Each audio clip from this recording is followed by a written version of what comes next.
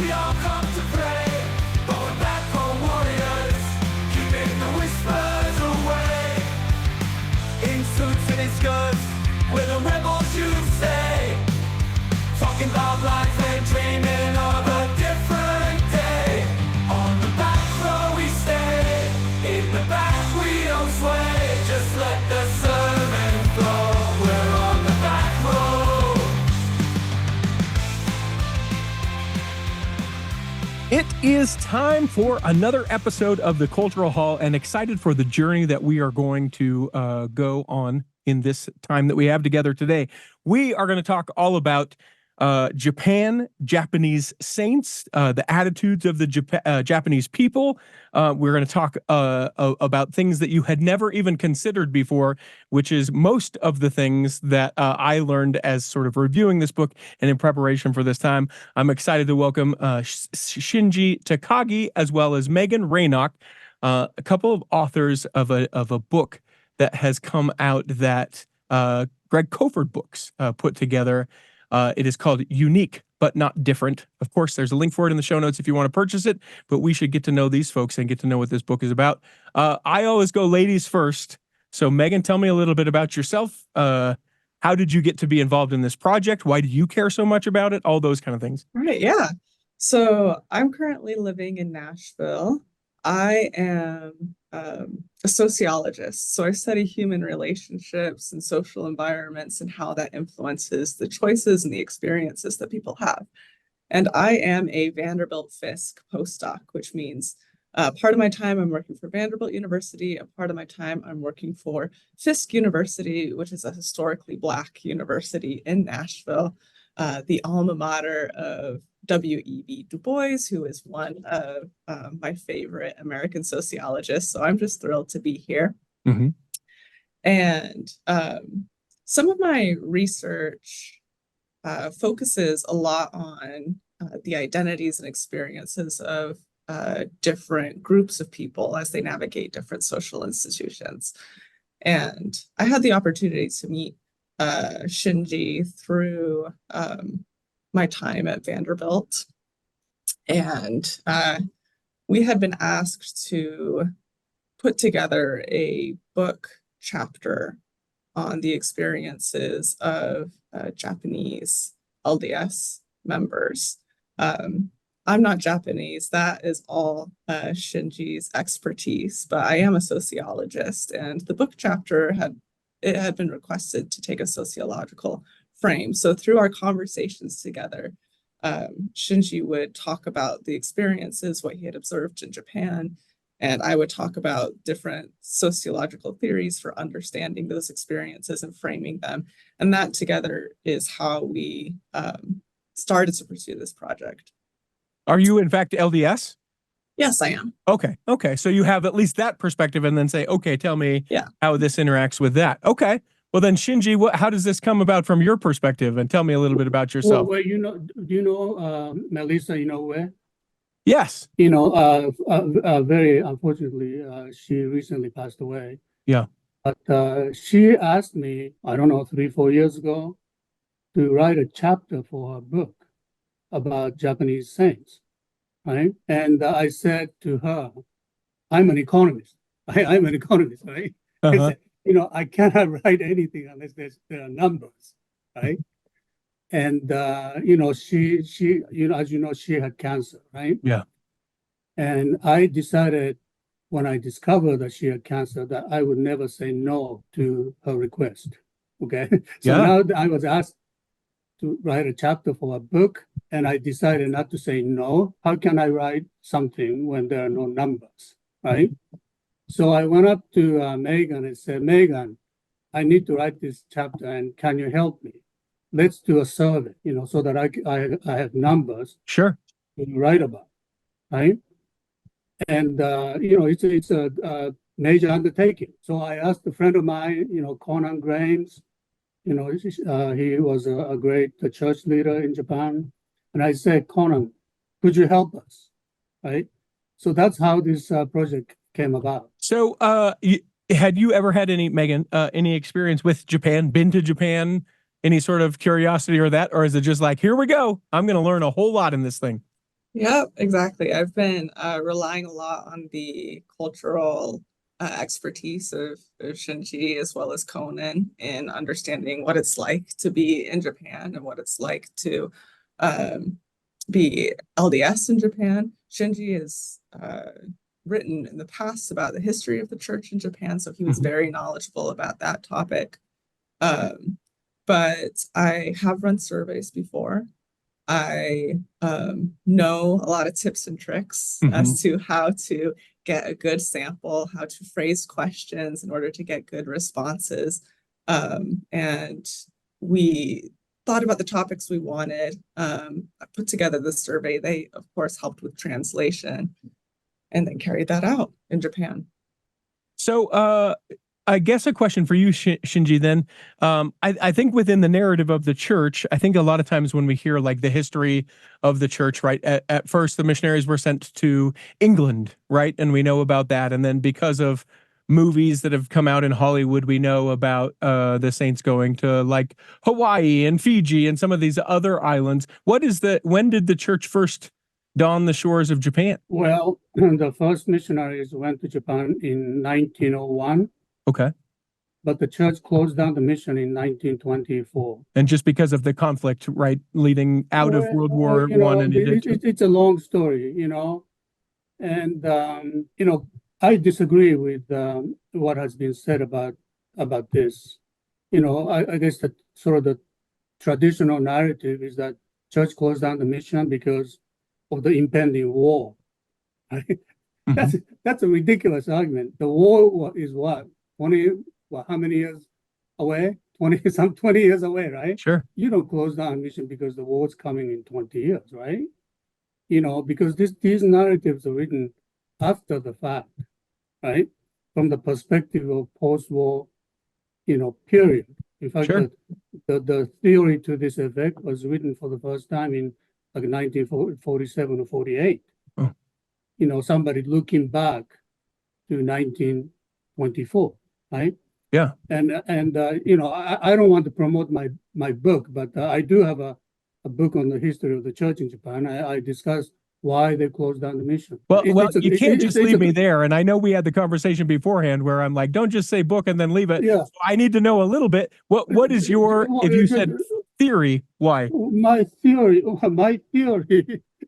is, first of all, the church was not committed to Japan. Okay. That's the major issue, right? Slow growth is that? Well, no, because between 1901 and 1924, maybe the average number of missionaries serving in Japan was like six or eight. Okay. Okay. Well, the population of Japan at that time was maybe 60 million people. Yeah. Half the size of the United States. Mhm. I mean, what can you accomplish with 6 or 8 people? Sure. Right. And what will be the outcome of that? Well, you don't convert a lot of people, right, with just 6 people, Mhm. right? But I think that the church, concluded that it's not a very productive area, Mhm. right? Yeah. And Yeah. then you, But the thing is, I'm an economist, okay? Mhm. I look at numbers, and if you look at the productivity of mission per missionary, Japan mission in 1924-23, around that time, was 11th most productive mission in the world outside the United States, right? Per missionary, but they're only looking at the aggregate number of converts and concluded without committing any effort that it's not a productive area. And then you have sprinkled into that obviously the sentiment around the Japanese people after World War II, and that just allows sort of a space of an excuse, I would assume, right? Like it's tenuous waters, and I don't know what we're going to do. When do we go back in full strength into Japan? Well, after the war, 1947 or 48 or something like that, and that's when this narrative was born. Yeah. Right. Mhm. Because they have to explain why we closed down the mission, right?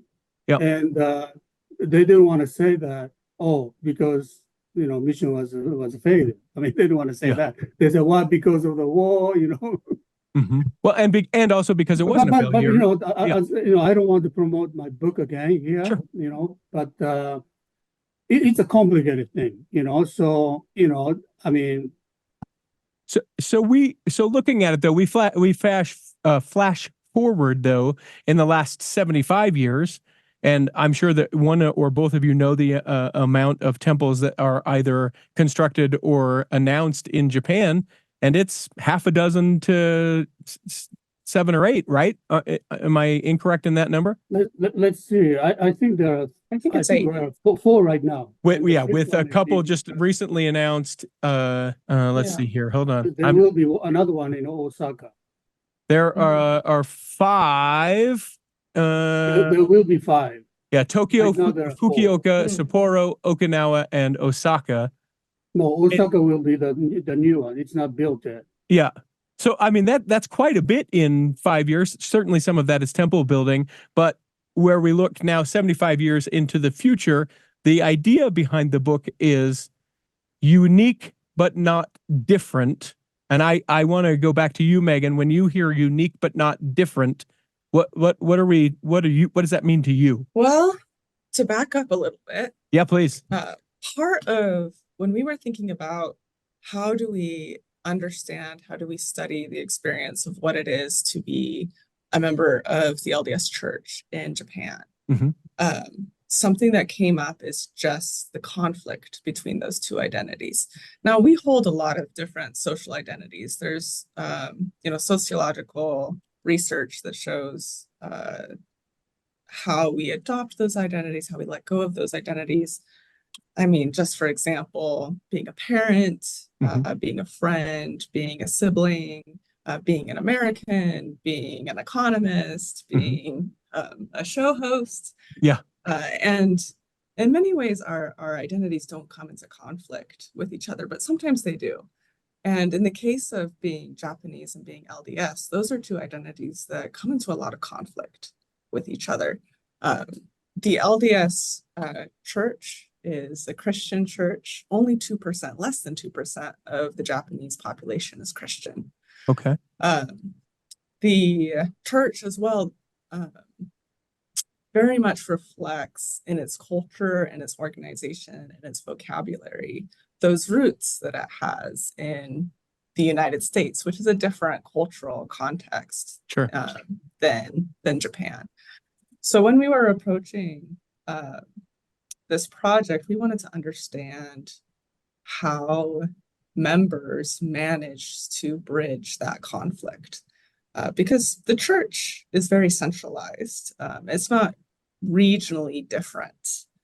So any accommodations for balancing that conflict have to happen at the individual level. So when we were carrying out this study, we were looking at things like their religious beliefs and practices, their conversion experiences, but we also asked a lot of in-depth questions about work, family and relationships, school and education, political and social beliefs, to try to get a sense of, who is likely to actually be a member of the LDS Church and how do they balance those expectations and requirements of being LDS with the very different societal expectations of being Japanese in these different social arenas. And I want to get into some of those, but before I get too far away from it, the question of unique but not different, Shinji, what does that mean to you? Well, I mean, unique part is easy to explain, right? Sure. Because the Latter-day Saints in Japan are very unique, right? Yeah, In terms of peculiar their is what religious we use a practice. lot. If they go to church on Sunday, that's very unique. They don't drink tea or alcohol or something. That's very unique, right? Unique part is easy, right? But not different part is a little more complicated to explain, right? Now, somebody asked me, I think when I was interviewed by Solid Tribune, I think, the first question I was asked is, was there a surprising finding, right? And I say, yes. I think that the most surprising finding is that you cannot distinguish the LDS population in Japan from the general Japanese population in terms of political views and social views. I mean, they're almost identical. In other words, like let's say in the United States, right? You go to a church, most likely the person you meet right, is a relatively conservative person, wouldn't you say? Yeah, Right? yeah. The odds would be, the statistics would tell me Odds it's will more be, right? conservative. I mean, there are some exceptions, of course, but in terms of distribution of, political social views, they tend to be more conservative, right? Mhm. So that clearly in the United States, religious identity has a distinctive influence on their political and social views, right? That's not the case in Japan. Hmm. In terms of political views, they're almost identical to the views the general Japanese population holds, right? And the social views, maybe the LDS population are a bit more conservative, right? But it represents the cross section of society. Yeah. So that's what we mean by not different. Yeah. Right? And then more complicated aspect of this is that people we surveyed, many of them or overwhelming majority of them are active Latter-day Saints, Mhm. right? Many of them feel very comfortable practicing their religion, right? In other words, they have found the niche for their lifestyle. Yeah. So they feel that they fit in the society because they found this little place where they feel comfortable, right? Mhm. And so they're just part of Japanese society, very much part of Japanese society. So is the So not supposition that if they were maybe less active or, moderately inactive or whatever we're supposed to call that they kind of visit occasionally, whatever we're supposed to call it. Do we think that then the attitudes would be different, that they would maybe be less comfortable, and that's why they? I think, Richie, I think we are getting ahead of the story now. Oh, Because that's going to be the sort of the conclusion. okay. Well, let me not do that. Right. Actually, let's take this opportunity to take a Yeah. quick break. When All we right. come back, I want to talk about those that were surveyed, and I want to get deeper into a little bit of a couple of the questions. The one thing, I'll just bring it up that drew me to you guys, to wanting to have this conversation just in general. We'll do that coming back in the second block of the Cultural Hall. BestDJinUtah.com is the website. That is where you go if you would like me to come and DJ your event. Now, will I do a family reunion where you all wear the same t-shirts? You bet I will. Will I travel to wherever you're at? Uh-huh. Am I reasonable as far as what I cost? Yes. Do I bring a good time? Yeah, all the things. Listen, Best DJ in Utah, it's my company. It's a thing I do that allows me to be able to have the time to do the Cultural Hall. So if someone's getting married, you think, man, they need a great DJ. You're throwing a party, whether it's a 50th or 60th or 40th or 20th or whatever the party is. I've done them all and would love to be able to do that. An anniversary party, certainly done those. I did a baptism in 2023. Yeah, we did a big dance party at a baptism. Spoiler, not a Mormon baptism, but it was fun nonetheless. BestDJinUtah.com is a website.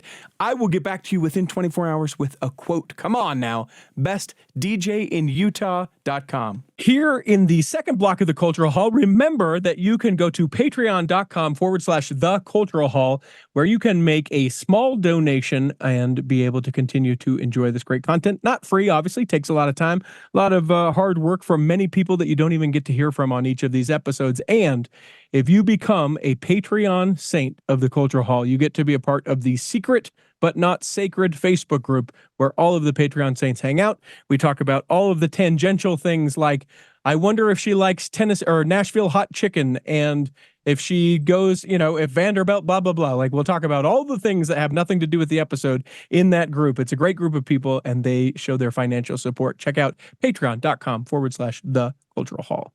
So here is what I thought was completely fascinating.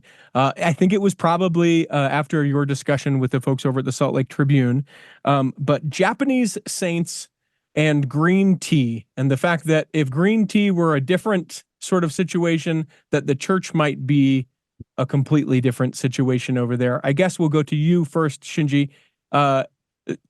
Give me like the attitudes around green tea. I certainly have my own thoughts and attitudes, and my wife with hers and all that. Richard, I think I sent you a slide, right? Yeah. Can you show the last one? Yeah, I think I can pull this up. So if you are watching us on YouTube, and you should, by the way, find us on YouTube and be able to watch these, you can also You can also just be able to go back and watch this after the fact and see. Nope, you're gonna have to give me a second. This is a little bit more complicated for me. Then you can be able to see these slides that he's talking about. We will have the actual slides themselves in the show notes so people can see just the static image itself. But yes, I've got it now. That was me vocally stalling for what we're trying to do here. Here we go. And there we go. Yeah. So Well, you guys okay. surveyed about the word of wisdom and compliance. Okay, let's say it's at the bottom, the last slide. Okay.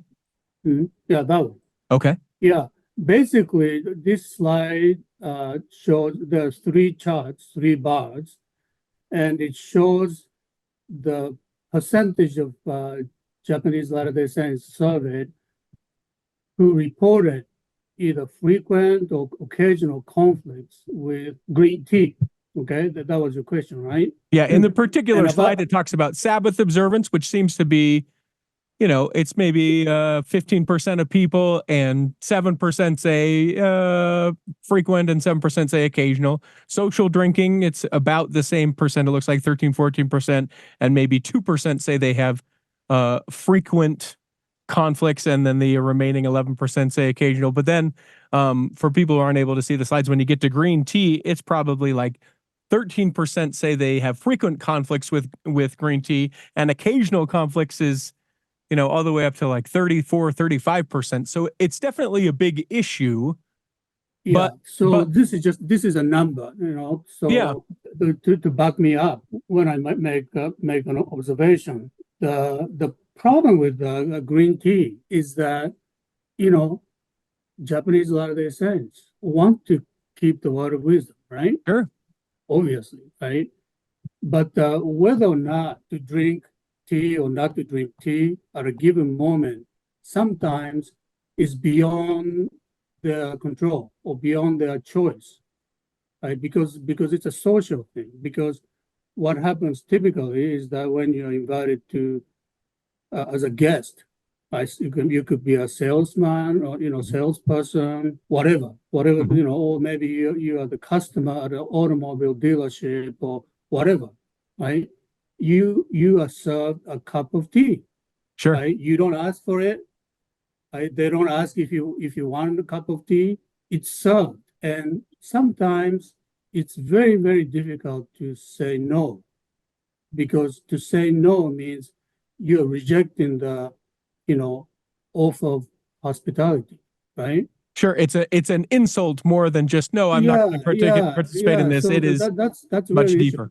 And the 13% of the people encounter this conflict frequently, right? Which means that maybe 3, 4, 5 times a day, right? And depending on what they do for a living, I didn't have any conflict because I was a professor, right? Right. And so in some sense, people avoid those occupations that would put you, in situations of refusing green tea, right? So we talk about that in the book, how people sort of choose a particular profession to avoid that kind of situation. So let me ask you that to make sure that I'm understanding and restating exactly what you said, just for the utmost of clarity. So Latter-day Saints, Japanese Latter-day Saints would go, oh, listen, I have a proclivity towards sales, but I know that in a sales situation, I may be very likely to be in social scenarios that would require me to drink green tea. So I'm going to lean against the things that I would naturally be inclined to do in the name of their faith. Is that what I'm understanding? You're not incorrect. Wow. Right? So let me try to find the number here. I appreciate that you said I'm not incorrect. I'm No, going you're to not take out incorrect. that and just send it to my I wife. wouldn't say correct, but you're not incorrect. Yeah. Because what happens, we do in this, a survey, we ask people what they do for a living, right? And Karen, okay, here, I just can't find the number right now, but basically what it shows is that the percentage of people who are employed in the retail business is extremely low, extremely low. So that what happens is they choose the profession that would not put them in conflict, right? So, here, the percentage of Latter-day Saints or active Latter-day Saints engaged in retail is 2.5%. Okay, but in Japan, the percentage of total employment that is in retail is, depending how you define what retail is, between 12.7 and 15.7%. Yes, Okay, so so that the significantly. difference between 2.5 and like 15%. So that the Japanese Latter-day Saints who want to practice their religion freely, comfortably, would choose those occupations that would not put them in a situation of conflict. So let okay?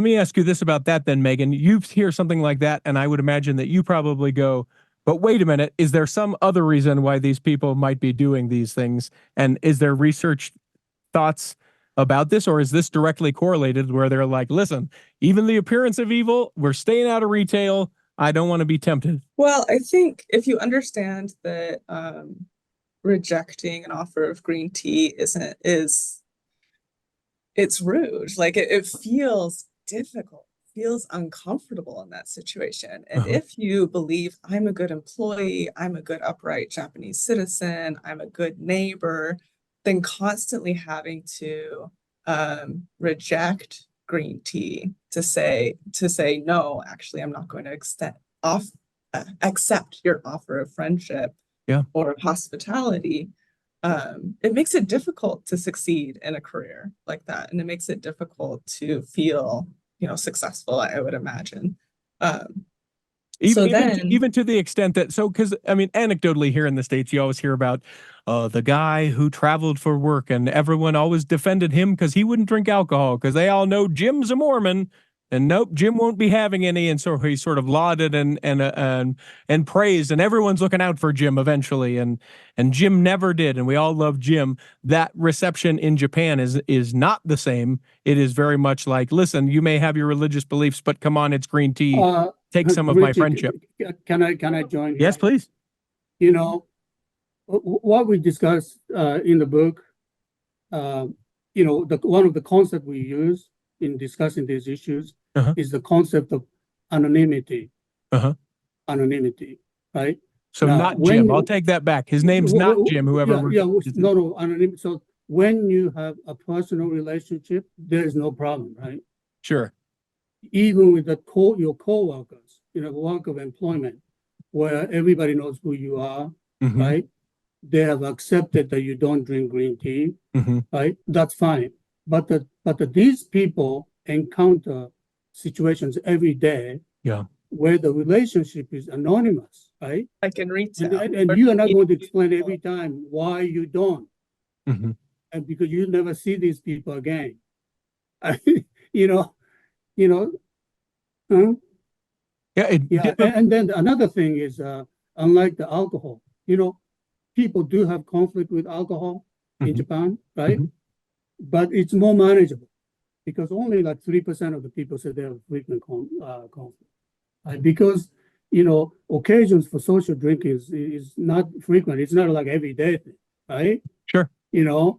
And then I think their religious reason can be accepted. Well, and I think it's something like, and we've talked about this at length in the Cultural Hall about the word of wisdom, but like when you say, I don't drink alcohol, people can probably assign something like, I know someone whose life was decimated because of an alcoholic someone, or, just that, like you can say, hey, I can understand that maybe I drink, but I can at least see where you're coming from. And when people ask, well, what is it about green tea that you can't drink it? And you that's the difficulty, because people think green tea is healthy. Sure.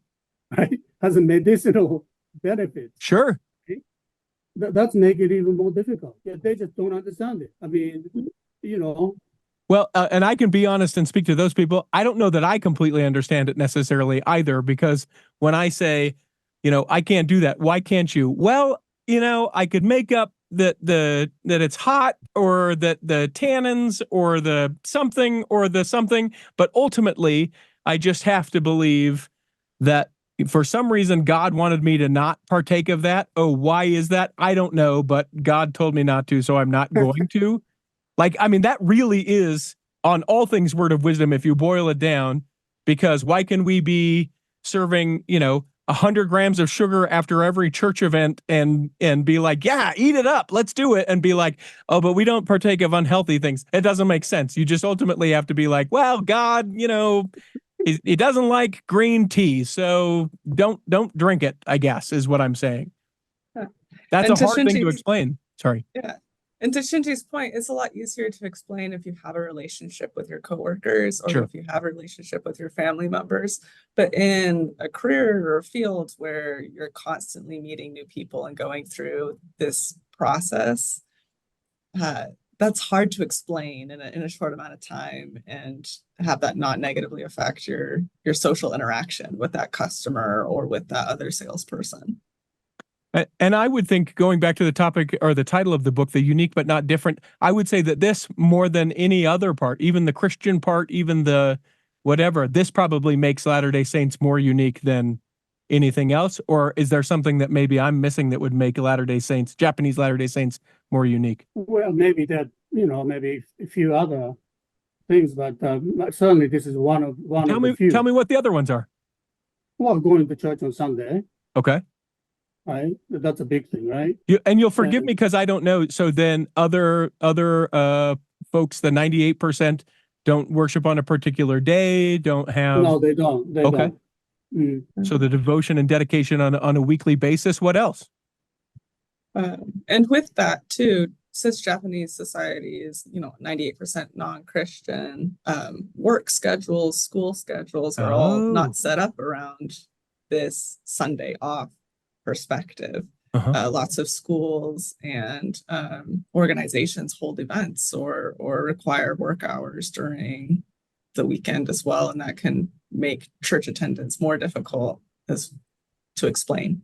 Interesting. Well, any other thing like that, Shinji, that maybe someone that is listening to this that's never had, and the thing is, I find these things fascinating. I'm glad we're able to have this conversation. It helps me to be aware of other saints and how they worship. But a lot of these things, it's my ignorance. I've never sat and thought, I wonder what a people that are socially and relationally organized around this offering of tea, when you don't do the thing that everyone else does, what is that like?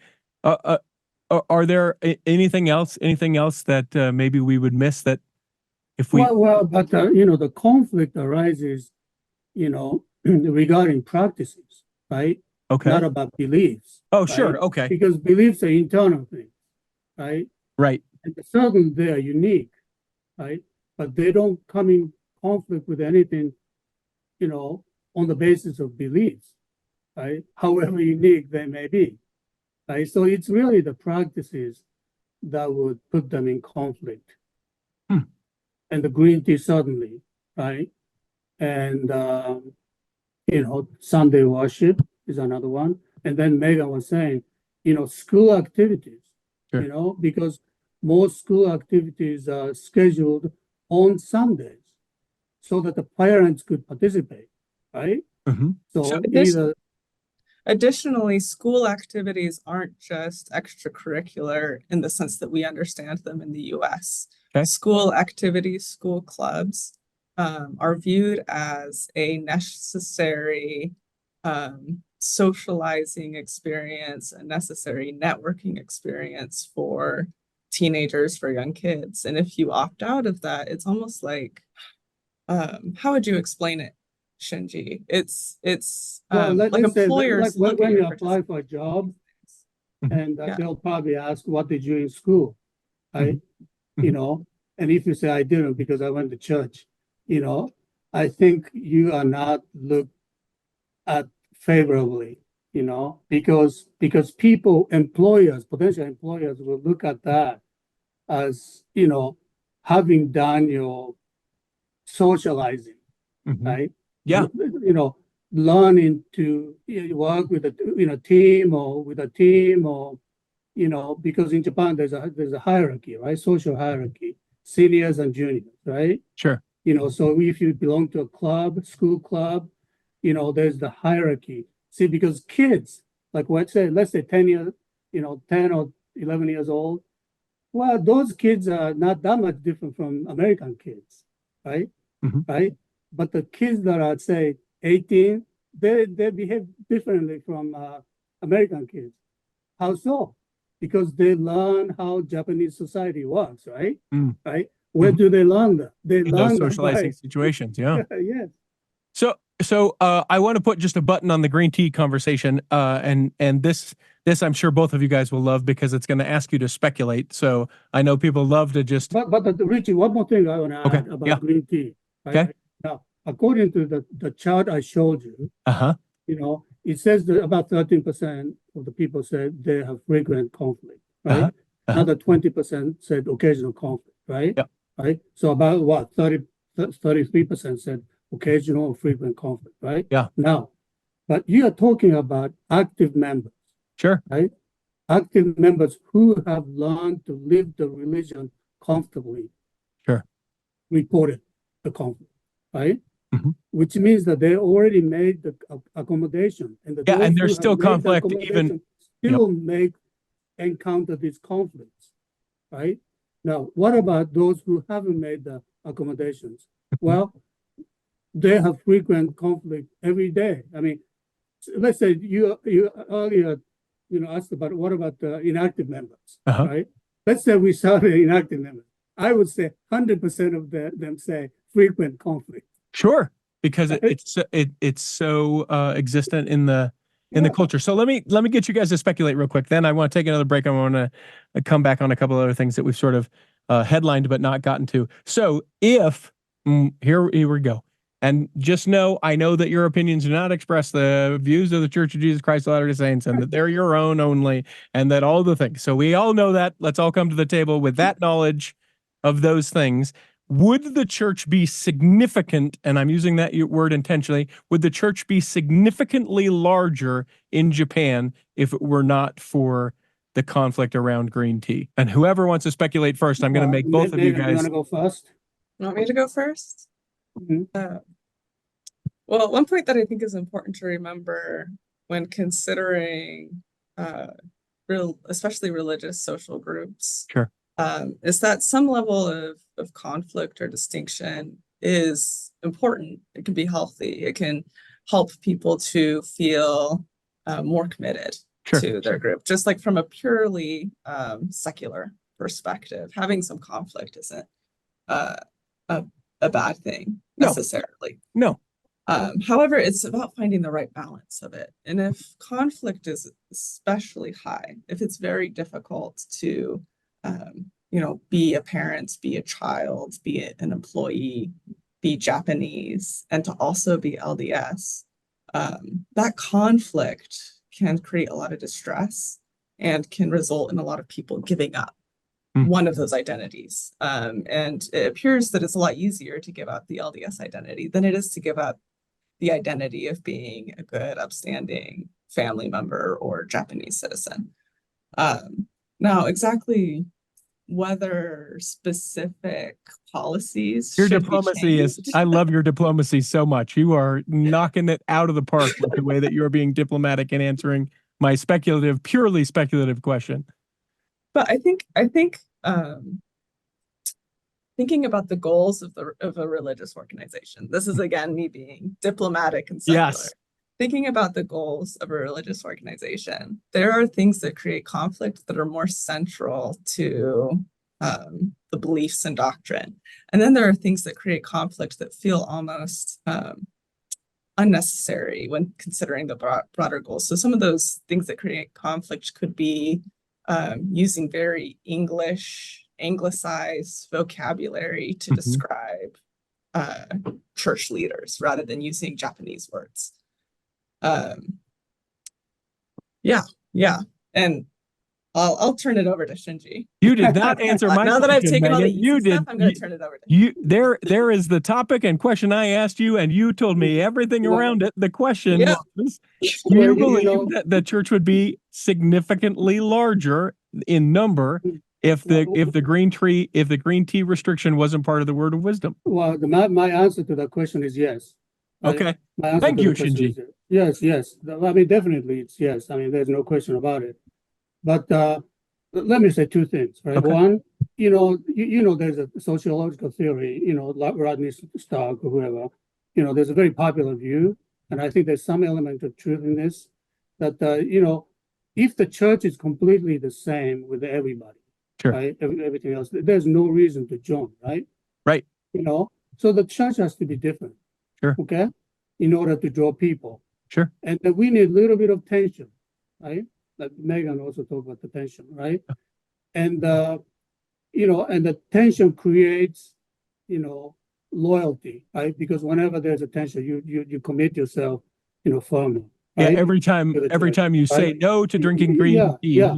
you certainly reaffirm. So that the important thing is we have moderate tension, right? So that the question is, this green tea, is it moderate or too much? If the tension is too much, even if you join the church, you cannot encounter this thing every day, 24 hours a day, right? You sort of give up, right? So I am very sure that if without the green tea aspect of the word of wisdom, church will be able to retain more people. That's for sure, right? But in terms of converting people, maybe the effect will be marginal, right? Because the people who are drawn to the church, the reason to be drawn, right? Sure. And then when they make a commitment, there's a reason to make a commitment, right? Right. And then on the margin, word of wisdom may play a little bit of a role. But if you have a burning desire to join the church and you feel that this is for me, you try to overcome it, right?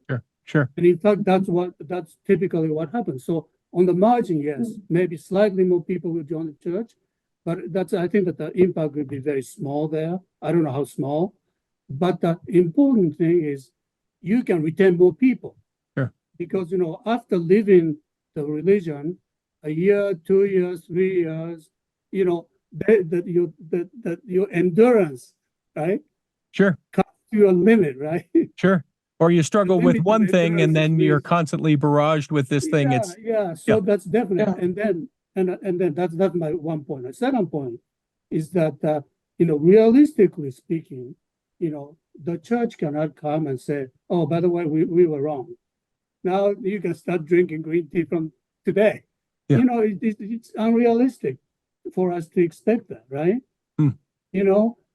Maybe I don't know. Maybe they are different. I don't know. But the important thing is for the church to recognize that there are situations where it is culturally not appropriate to refuse the offer of green tea. Sure. That's all that the church has to say. Yeah. And I think that's all the Japanese saints want. In fact, in the survey, there's people have, expressed their personal opinions, right? Sure. Like 20 people said, this green tea thing is very difficult. Many people said that, right? Sure. But these people are not saying that the church should lift this, injunction against green tea. Nobody's saying that. What they're saying is that we want the church to recognize that sometimes there are occasions when it is not proper to refuse to accept an offer of green tea. Yeah. Let's say if you're invited to, I don't know, emperor's residence or something. Sure. With a group of people, right? And the tea is offered, you are not going to say no to the emperor, nor, do you want to explain in the presence of 100 guests, right, why you cannot drink tea, right? Right. So that's all they have to do. They just acknowledge that situations exist. I want to not proper. I want to take this opportunity. Let's take another break real quick. When we come back in the third block, there are 3 questions that we ask everyone who steps into the cultural hall. I'll ask those of the both of you. Plus, I want to talk a little bit more about this unique but not different. We'll get into some of that in the third block of the cultural hall. Imagine running a small business today. It's challenging. Imaging and internet presence is an absolute must. Even with that, you're still a small star in a bright cyber universe. Now, imagine you have someone who understands how to get your site designed for your talents and then easily searched by potential clients. Imagine Lennon Design. Whether it's strictly a website or a whole package of logo creation, advertising media, and promotional materials, Lennon Design is your partner in business. They'll test the boundaries of their imagination to create something unique for you. When you need creative, affordable design, let it be Lennon Design. Call 801-699-3022 or visit lennondesign.com. Here in the third block of the Cultural Hall, remember you can always send us an email, contact@theculturalhall.com. If you thought I was being too mean to Meagan and I was trying to get her to give an answer and you're like, come on, Richie, back off a little bit, you're more than welcome to send me an email, contact@theculturalhall.com. What's so great about that is that you can send them in the middle of the night. You have that inspiration of a guest that you think would be great, a retort to something that's said in one of the episodes, a great book that you've read that you think, oh man, this will make a great future episode of the Cultural Hall. All those are appropriate and more. Contact@theculturalhall.com. It's an interesting thing. So you guys don't know me very well. We met face to face for the first time. My wife is not a member of the Church of Jesus Christ of Latter-day Saints, raised Catholic, but not practices anything right now. And I was telling her, hey, we got to get home because I've got this interview. And she says, what it's about? And I said, it's Japanese members of the Church of Jesus Christ of Latter-day Saints. And, you know, prior to the conversation will be about green tea. And she said, oh, that's fascinating. And she is a dietitian by trade. And so, you know, you mentioned some of the health benefits of green tea, and she sort of aligns with a lot of that stuff. We got into a little talk about the word of wisdom, and I'm just throwing this out here, and I don't want any sort of response from either of you guys. I don't expect that, but it is interesting from the mouth and or ears of an outsider for someone to say something like, so the gospel of Jesus Christ, the saving ordinances of the temple would be kept away from someone because they drank green tea. Interesting. And I just want to kind of button that there. Now, let me ask you this. One of the other slides that you sent me that I'm not going to pull up here on the screen if you're watching on YouTube, I just want to reference it real quick about what certainly here in the United States is a fairly divisive or divisive, depending on which way you say that issue. But women and leadership and women and priesthood and everything around that, it seems to me, if I'm reading the slide that people can see in the show notes, and what you sent me, that it is not as big of a deal for Japanese women as it is for women of the United States. First of all, am I reading that slide correctly? Yes. And is that just because a culture that stereotypically would lead me to believe maybe submissive or far more patriarchal? Is there anything more to it than that? Let me just verify the number, and then I think Meagan has a better perspective on this Great. than I do. So let me just clarify the number, and then she'll explain, right? You know, Japanese women, only less than 1% of Japanese female Latter-day Saints stated that the fact that the women don't have the priesthood bothers them, okay? Mm-hmm. So that's amazing, right? Yes. Whereas United States, like 18% say it bothers them. So Japanese members, both men and women, but especially women, accept the status quo or the status of women in the church. So Meagan, what does that mean? Extrapolate that out for me a little bit. So 2 points. The first, I would say cultural differences between Japan and the US may factor into that. Differences in beliefs about leadership and hierarchy may make it easier for Japanese saints to understand why that might be defined out the case, whereas in a very individualistic culture of the US, we're more suspicious of that kind of thing. Second point, remember we're looking at religiously active members, and we're comparing it to religiously active American members. But I do think that there's also a possibility that those women who would be bothered by this, or that would create a lot of conflict and would very likely make it so that they wouldn't continue in the church. Whereas I feel like in the US, there may be more space for women in relief societies to maybe feel like this, this policy, this approach, this way of organizing the church sometimes bothers me, but I can still stay. It hasn't created enough conflict for me to leave entirely. An interesting sort of follow up to that, maybe this for Shinji. Do you think that you hear the term that thing I don't understand, I'm going to put it on the shelf. I'm going to put it on the shelf, and then I'll take it down off the shelf, and I'll think about it, and I'll ponder it another time. Would you say that characteristically and generalized, of course, because you do not speak for the Japanese Latter-day Saints, but do you think that generally speaking, that if we can use this metaphor to exhaustion, that the shelf of a Japanese Latter-day Saint is smaller than the shelf of a member of the church in the United States or some other culture? Meaning we can leave space for things to be sort of gray, but because of Japanese in culture and in integrity and in proper and in whatever you want to call it, that it's like, I can do that or I can't do that. I can't kind of do that. I'm not exactly sure if I understand you correctly, but are you saying that, Americans are more likely to live with something they don't fully understand? Yes. And they just think, okay, I don't understand it now, but I'll, find an answer later or something. Sure. But the Japanese people, if they cannot accept that, they'll leave. Yeah. Do you think that that's true? Yeah. Well, I think that's an interesting perspective. I think that's one way to look at it.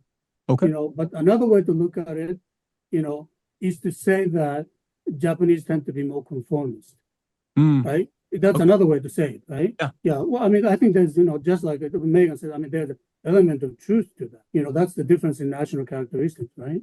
Yeah. Yeah. So, but actually, we have another hypothesis, right? Okay. Which we advocate. That is the composition of active membership is different. Here we are comparing active members and active members, right? By active, we mean those who attend church at least weekly. Okay, so that the populations are very similar in terms of religious commitment. Uh-huh. But the percentage of Japanese Latter-day Saints who attend church regularly is very small. Okay, uh-huh. In the United States, it's larger, right? Sure. Utah maybe it could be like 60% or 70% or something. Maybe in the eastern United States or South, maybe it could be like 40% or something. I mean, just throwing numbers. Sure. In Japan, it's probably 15 to 20%. Okay. Mm-hmm. So if you have a very small, active membership, you tend to be very homogeneous. Yeah. Right. Whereas if you have, larger active membership, you find all sorts of people. And so I think that's part of that too. That's why you tend to be very, very faithful, committed members among the active membership in Japan. Whereas in the United States, you find all sorts of people, a range of people. So one last question for the both of you before I ask you the three questions that we ask everyone who steps into the cultural hall. So I guess I have four more questions for each of you. Is with the church certainly leaning into a more worldwide church focus, is it feasible, do you think, that in some certain amount of time that the idea that Japanese Latter-day Saints would be unique but not different would be able to expand to Latter-day Saints within the world are unique but not different, and that we are similar with all Latter-day Saints and the differences then become with other populations? Or do you think that the idea that the worldwide church could be able to change so that all members of the church sort of have that same familiarity and then difference from society would exist? Does that make sense? Long question. Geez, I got windy in that. But do you think that that is where this will go? Or because cultures are so different, the not being able to knock those down, there will always be these unique but differences like what we see with the Japanese? Well, Richie, if I say just one thing, when we say not different, right? Uh-huh. We are really talking about small percentage of Latter-day Saints, right? Mm-hmm. And certainly, in terms of living their religion, they feel comfortable, right? Mm-hmm. They found a niche in Japanese society, uh-huh. right? But certainly, the remaining 80-some% of Latter-day Saints who do not attend church regularly do not feel that way. Yeah. Right? So when you say, when we think of the global church, Latter-day Saints in Africa or Latin America, do they feel different or not different? I think if the church wants to grow, right? If the church wants to increase the percentage of membership in a general population to, 2%, 3% to 5% or 10%, you want more of the Latter-day Saints to feel that they are not different, right? Right?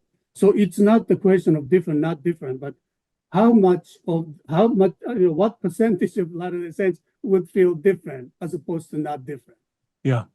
All right, Meagan, what do you think about that question?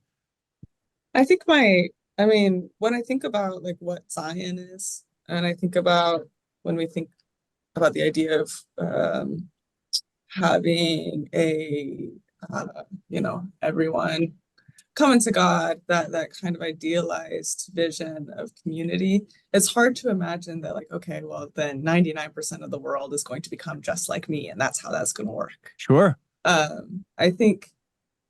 personal hope is that I agree that for the church to grow, it has to there has to be space for many different kinds of people to be a part of it and to feel like, yeah, I belong here, even though I'm not exactly the same as a Utah Mormon. I'm very much a Japanese person. I'm very much a Chilean person. I'm very much a Egyptian person, but I can still participate in this church. And I think that that's my take on it. Yeah.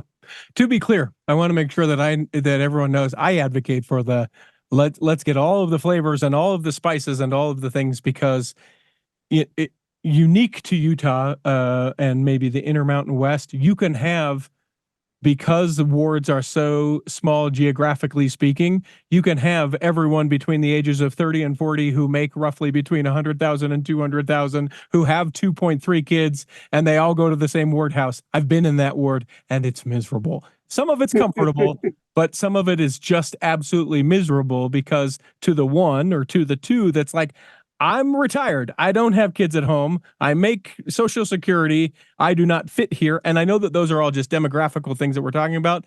Hopefully we can extrapolate those into religious things, that you just don't feel like you belong, and everyone belongs. There, soapbox over. 3 questions that we ask everyone who steps into the Cultural Hall. I'll ask those of each of you now. The first one is do you have a calling currently? And if so, what is it? And we'll go ladies first on this. I'm a second counselor in the primary in my ward right now. How do you like that?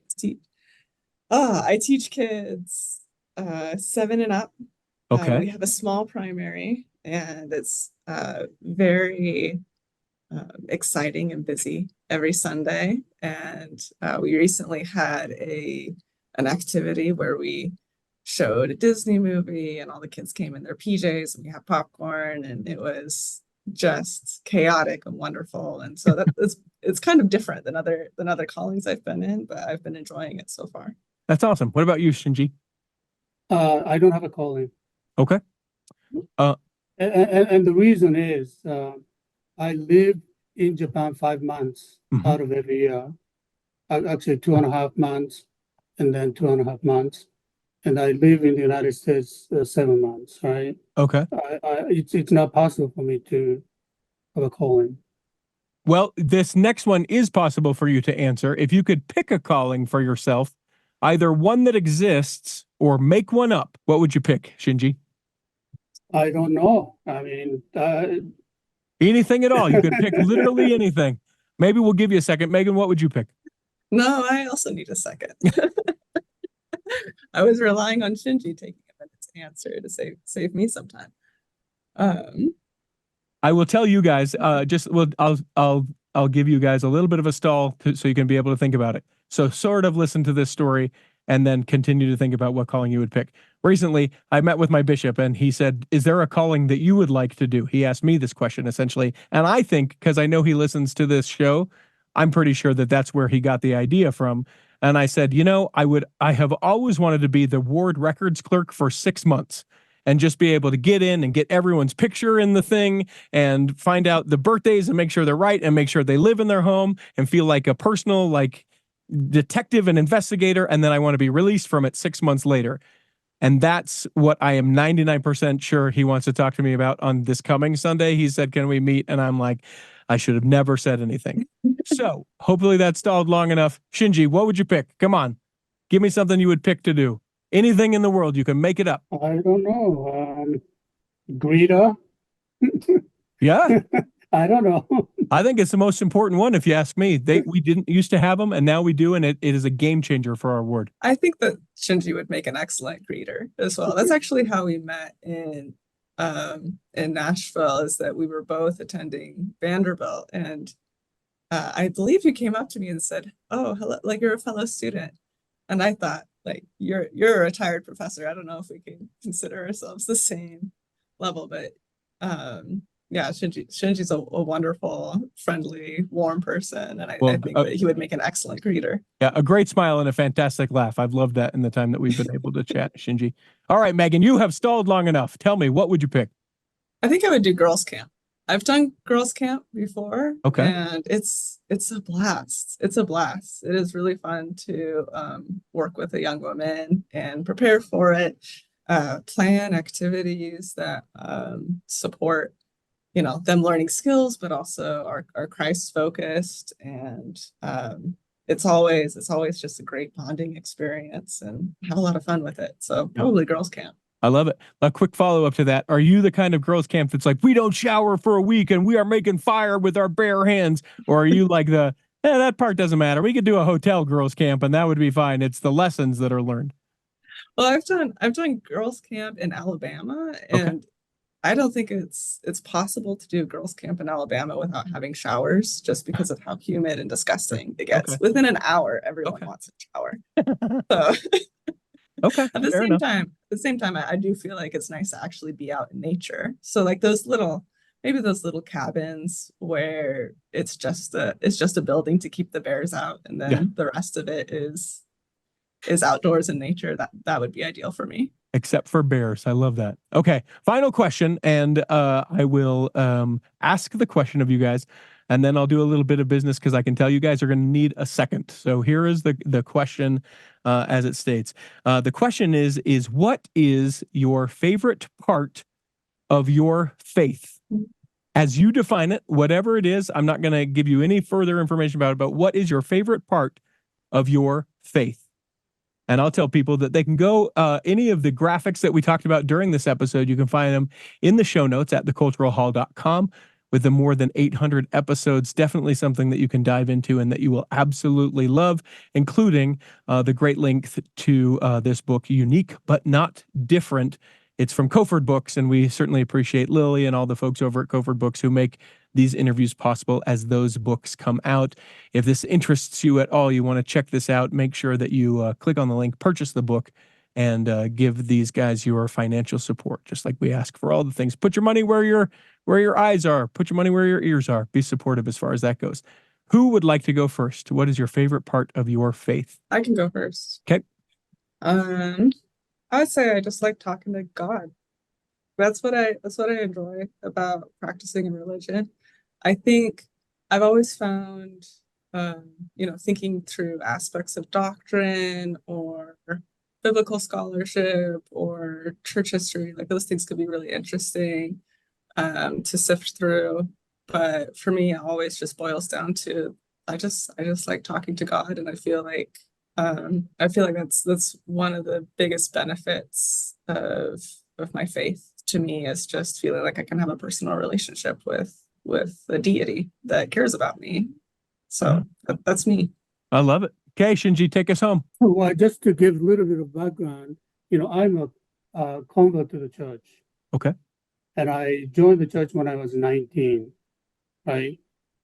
And looking back, I don't think without my faith, I would have gone to graduate school and became a scholar, right?